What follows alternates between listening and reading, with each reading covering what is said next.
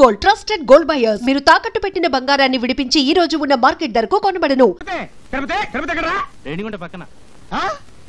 రేణిగుంట పక్కన? అరే నువ్వు చెప్పబోతా మాకు తెలీదు. గరిట తీసుకొని కొట్టారంటే మొహం చెట్టు అయిపోద్ది. పిచ్చి పిచ్చి యాక్షన్ ఇక మా అసిస్టెంట్ గురించి మాట్లాడుతున్నారా?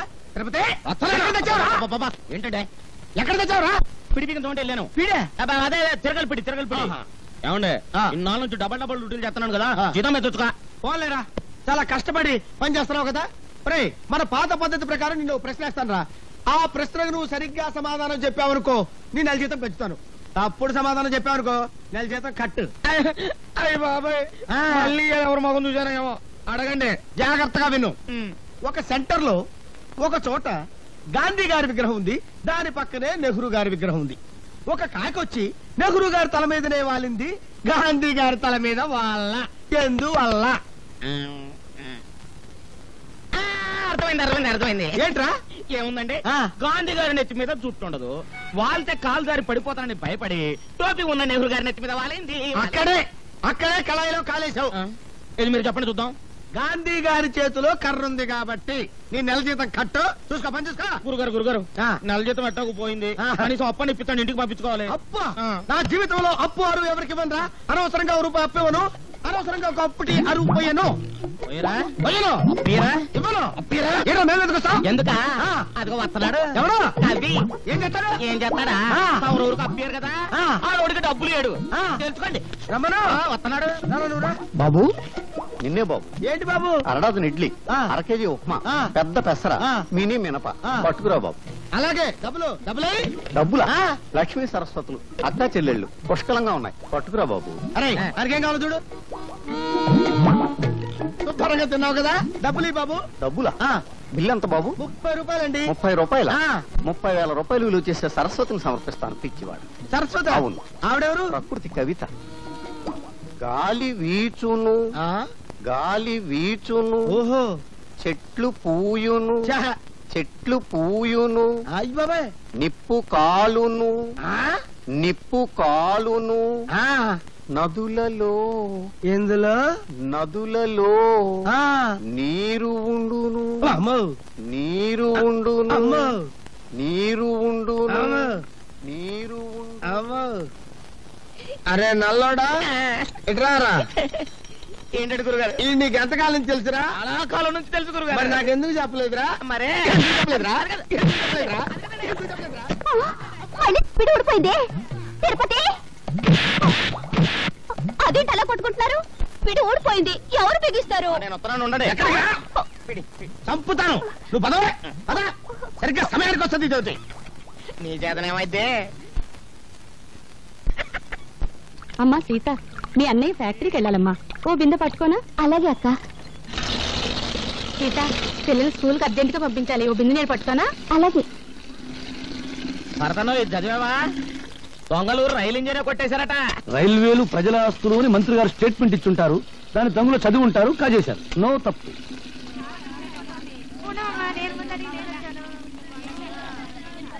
సలాం అలైకుం భాయ్. ఆదాబర్ సాదాబర్. నమస్తే. ఏం సీత, బొమ్మల బిజినెస్ ఎలా ఉంది? బాగానే ఉంది, మీరు పట్టుకోండి.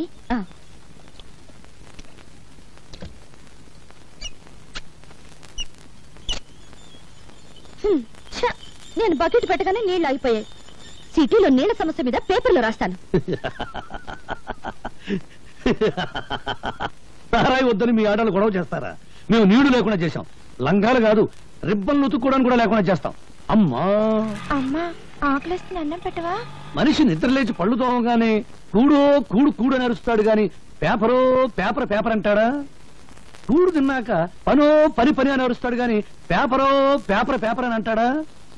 చీకటి పడ్డాక పెళ్ళామో పెళ్ళాం పెళ్ళాం అని అరుస్తాడు. పిల్లలు పుట్టాక దరిద్రమో దరిద్రం దరిద్రం అంటాడు గాని పేపరో పేపర్ పేపర్ అన్నాడు కదా. ఏ మంచి మనిషి, నువ్వు చెప్పే మాటలు జనానికి చెప్పొచ్చుగా. ఇంకా నయం, కుక్కకు సంగీతం, పందికు పరిశుభ్రత, గాడిదకు డాన్స్ నేర్పడం లేదు. నోరు దురదగా ఉంటే గోక్కోవడానికి కుదరదని ఓగుతా అంతే. భరత్, నీవి మాటలు కావు, తుపాకీ తూటాలు. ఆ మాటల్లోని భావాల్లో అగ్నికణాలుంటాయి. నువ్వు పలికే ప్రతి మాట ప్రజలకు చెప్తే ఇక పత్రికలు అవసరమే ఉంటుంది ప్రజా చైతన్యానికి. అమ్మో నీ డప్పు వాయింపుడు ఆపు తల్లి. అదిగో, అక్కడ చూస్తే మంచి సీన్. టీవీలో మహాభారతం చూడ వాళ్ళ కేకేసి పిలిచి చూపించు.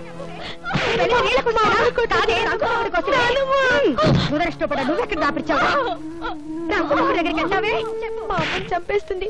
మా అమ్మని కాపాడు, నీకు దండం పెడతాను. మా అమ్మని కాపాడు, మా అమ్మని కాపాడు.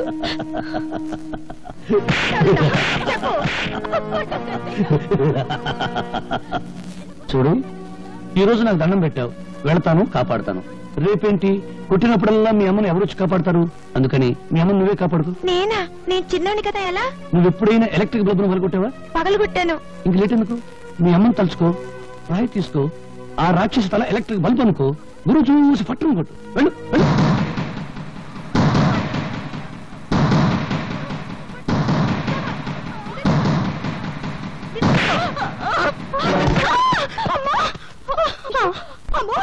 నా తల పగిలిపోయింది. దేవుడా, నన్ను కొట్టిస్తావుటే, నన్ను కొట్టిస్తావుటే. ఈ చేతులు పడిపోను. నీకెంత ధైర్యం వచ్చింది? భరత్, చెప్పడం కన్నా రాయడం కన్నా చేయించడమే ఈ దేశానికి కావాలి. ప్రపంచానికి పనికొచ్చే నీ తెలివిని ఎందుకు ఇలా మంచం మీద టీ కొట్టు దగ్గర వేస్ట్ చేస్తావు? ప్రతి విషయాన్ని చూస్తూ నవ్వుతూ తేలిగ్గా తీసిపారేస్తావు. నువ్వు నిద్రలే.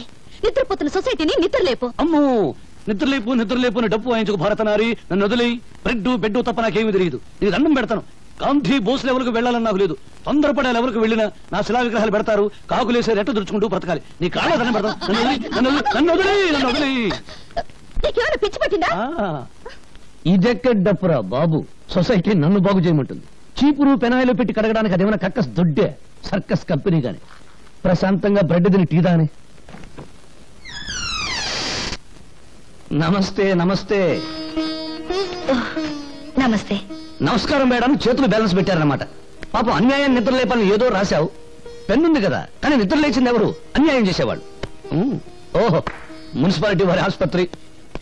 చెక్క బల్ల అది పడకుండా ఇటుక రాళ్ళు, దోవలు దోవలు. ఇదిగో ఇక్కడికి వచ్చిన వాళ్ళందరూ ఇలా కొట్టారనుకో, మ్యూజిక్, తాళజ్ఞానం, ఇళయరాజా, బప్పిలహరి లెవెల్కి వెళ్ళిపోవచ్చు. ఇదిగో ఇక్కడ జరిగే అన్యాయాలు, అక్రమాలు ఆవేశం కొద్దీ మళ్లీ పేపర్కి ఎక్కించామనుకో, అంతే. విరోచనాలు మంది కడుపులో పోస్తారు, కలరా వచ్చిన పొట్ట ఆపరేషన్ చేస్తారు, మూత్రపిండాలు కాజేస్తారు. ఇవన్నీ మానేసి అప్పుడాలు ఆవకాయ పెట్టడం వచ్చా? వస్తే బిజినెస్ ఓపెన్ చేయి, బ్రహ్మాండంగా వెళ్ళిపోతుంది.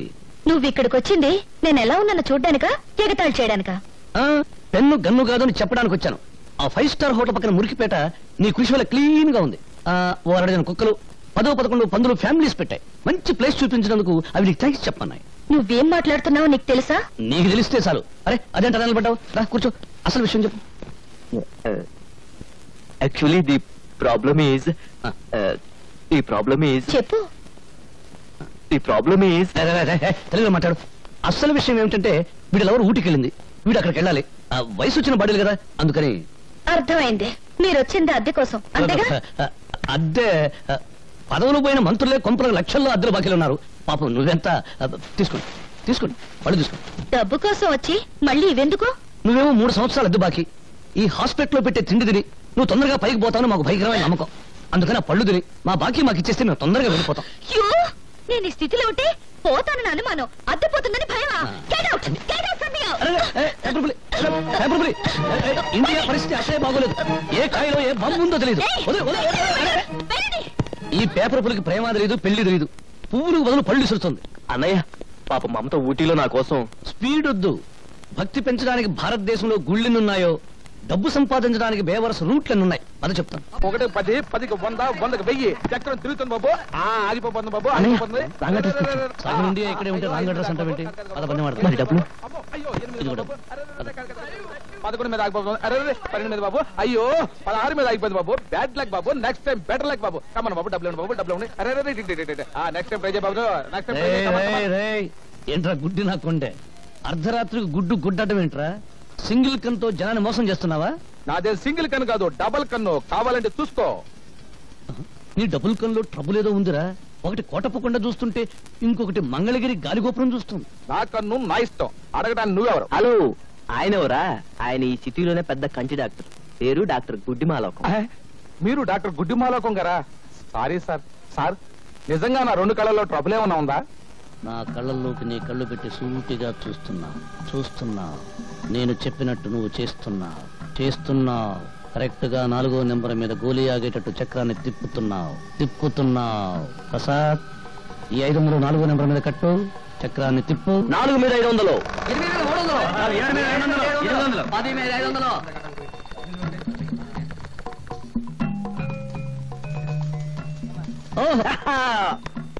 500కి ఎంత 5000 ఇచ్చేయి 5000 కంత 50000 ప్రసాద్ 25వ నెంబర్ మీద 5000 కట్టు చక్రాన్ని తిప్పు 25 మీద 5000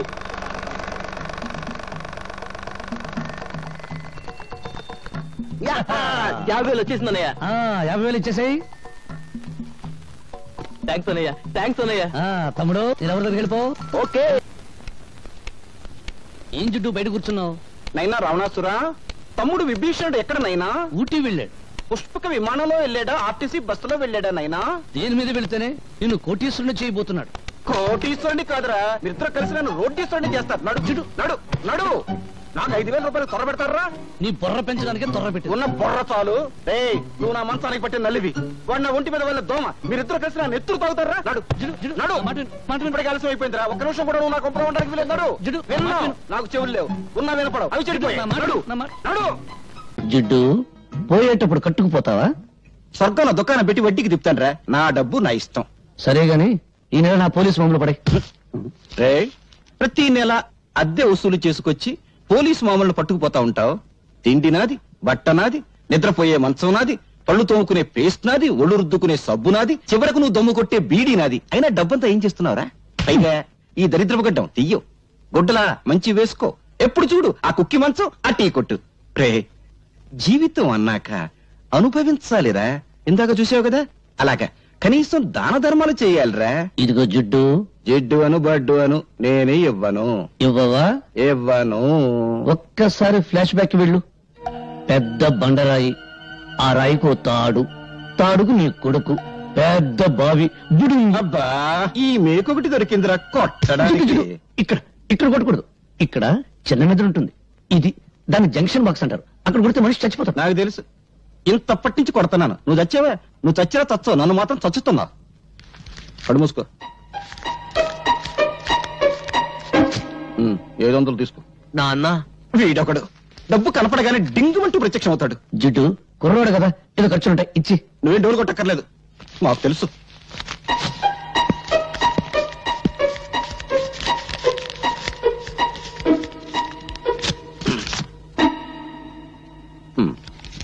వందేనా? సోకులు చేసుకుంటూ మోటార్ సైకిల్ మీద డుర్రు అంటూ తినడం కాదు, కష్టపడి సంపాదించి తెలుస్తుంది. 100 అంటే 10,000 పైసలు. ఏమైందిరా? ఏమైంది? చూడు, ఇవన్నీ మమత నాకు రాసినవి. ఒక గ్రీటింగ్ ఖరీదు ఎంతో తెలుసా? 50 రూపాయలు. ఆ అమ్మాయి నా బర్త్డేకి 25,000 రూపాయలు ఖర్చు పెట్టింది. ఈ రోజు ఆ అమ్మాయి బర్త్డే. ఈ 100 రూపాయలు తీసుకెళ్తే ఎంత చీప్ గా ఉంటుందన్నయ్య. నువ్వు లవ్లో పడి పెద్ద మనిషి అయ్యామన్న సంగతి మీ జిడ్డు తండ్రికి తెలియదు పాపం. అన్నయ్య, ఎలాగైనా మంచి టైం చూసి నాన్నకి ఈ విషయం నువ్వే చెప్పాలి. అసలు మమత ఎవరో తెలుసా? సిటీలో పెద్ద బిల్డర్ శ్రీపతి, ఆయన కూతురే మమత. అడుక్కు తినేవాడికి కూడా 100 రూపాయలు భిక్ష వేస్తుంది. అన్నయ్య, నా పరువు నువ్వే కాపాడాలి. నాన్నకు సబ్బు రాసి ఓ 5,000 పట్రా. 5,000? Please please. అమ్మా లక్ష్మీదేవి, కుక్కను కొడితే రూపాయలు రాలుతాయంటారు. అటువంటి కుక్కను ఒక్కదాన్ని ప్రసాదించు తల్లి. నా పెళ్ళాన్ని పెందలాడే పంపించేశావు. అది బ్రతుకుంటే ఆడపిల్లను కరి ఉండేది. ఆడపిల్ల పుడితే నేను అయిపోయేవాడిని తల్లి. నువ్వు నా ఇంటికి కోడలుగా వస్తే చాలు తల్లి. ఇదిగో ఈ కర్పూరమే కొబ్బరికాయ అనుకోదల్లి, ఇదే అరటి పండు అనుకోదల్లి, ఇదే పులిహోర అనుకోదల్లి, ఇదే చక్కెర పొంగలి అనుకోదల్లి. హారతి ఎక్కువసేపు తిప్పితే కళ్ళు మండుతాయని అర్పేశాను తల్లి. అంతే తప్ప వేరే దురుద్దేశం లేదు తల్లి. దీన్ని దృష్టిలో పెట్టుకుని నా మీద కటాక్షాన్ని మాత్రం తగ్గించొద్దు తల్లి. నా డబ్బు మీద చూపు పడ్డవాడి కళ్ళు పోవాలి తల్లి. చేతులు పడితే వాడికి పక్షవాతం రావాలి తల్లి. ఓం ఓ లక్ష్మి నా లక్ష్మి, నా లక్ష్మి ఓ లక్ష్మి. ఎదురుంటి వాడి లక్ష్మి ఎగురుకుంటూరా, పక్కింటి వాడి లక్ష్మి పరిగెత్తుకుంటూరా, అందరి ఇంట్లో లక్ష్మి నా ఇంటికిరా. అమ్మో, దొంగతనం చేసావా? నీ జేబు నువ్వు కొట్టుకుంటే దొంగతనం ఎలా అవుతుంది? నాన్నకు తెలిస్తే? లక్ష్మి అరిగి తరిగి అలిగిపోతుందని మీ అయ్య నోట్లు లెక్క పెట్టాడు. కడప కర్నూలు అనంతపురం సమస్యల కంగారు పడకు. ఇదిగో నీ ఎవరి దగ్గరికి వెళ్ళు. నువ్వు కూడా పార్టీకి రాని. నేనా?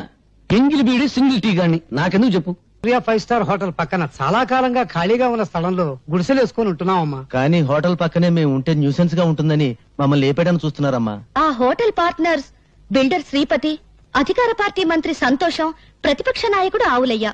అవునా? అవునమ్మా, అందుకే భయపడుతున్నాం. భయపడే వాళ్ళు హక్కుల్ని సాధించలేరు. వాళ్ళు అంగబలం అర్ధబలం ఉన్నోళ్ళమ్మా. మీ కడుపు మంట వాటికంటే శక్తి గలదే. మా పత్రికతో మీ తరఫు నేను పోరాడతాను. మీకు జరుగుతున్న అన్యాయాలు, వాటి వెనుకున్న నాయకుల పేర్లు పేపర్కి ఎక్కిస్తాను. వాళ్ళ అధికారపు నిష దించుతాను. నీ డప్పు సౌండ్ కు ఆల్ ఇండియా అదుర్స్, ఆల్ ఇండియా ఓణుక్స్. పేపర్ ను పట్లం కట్టి శంఖం టైప్ లో ఊస్తే భం భం భం సౌండ్ కాదు వచ్చేది, తుస్సు తుర్రు. పత్రికలనగా పొట్లములు కట్టుకున్నటకు కిలో 5 రూపాయల చొప్పున అమ్ముకున్నటకు పరికవచ్చును. వాటిని అడ్డం పెట్టుకుని చైతన్యం తెచ్చే రోజులు పోయాయి. ఒకప్పుడు ఫిరంగులు, కానీ ఇప్పుడు ఫ్రీగా రంగులు మారుస్తూ హెడ్లైన్ నాయకులు హెడ్డింగులు పెట్టి భజన చేస్తున్నారు. నీవి పిచ్చి ఆలోచనలు. పత్రికల శక్తి నీకు తెలీదు. ప్రజా ఉద్యమాలకి ఊపిరిపోసేది పత్రిక. ప్రభుత్వాల్ని కూల్చాలన్నా, సింహాసనం ఎక్కించాలన్నా ఆ శక్తి ఈనాడు ఒక్క పేపర్కే ఉంది. ప్రజల్లో చైతన్య జ్వాలలు వెలిగించి విప్లవానికి మార్గం చూపేది పత్రిక. అబ్బో, బంతి పువ్వు చెవులో పెట్టుకుని ఇప్పుడే బస్ దిగినోడికి చెప్పు, నీ పత్రిక ఏ సింహాసనం కదిలించింది? నీ పత్రికల కంటే ముద్దు ఈ దేశంలో భగవద్గీత, రామాయణం, ఖురాన్లో ఉన్నాయి. వాటిని చదివి నిద్రలేవని జనం ఇప్పుడు నీ పత్రికలకు నిద్రలేస్తారా? అరగంట సేపు అల్లూరి సీతారామరాజును గురించి విని ఆయన ఏ ఊరి ఎమ్మెల్యే అని అడిగే జనాన్ని పోనీ నిద్రపోని, సంవత్సరాలుగా నిద్రపోని. నిద్రపోతున్నది జనం కాదు, నీలాంటి వాళ్ళు.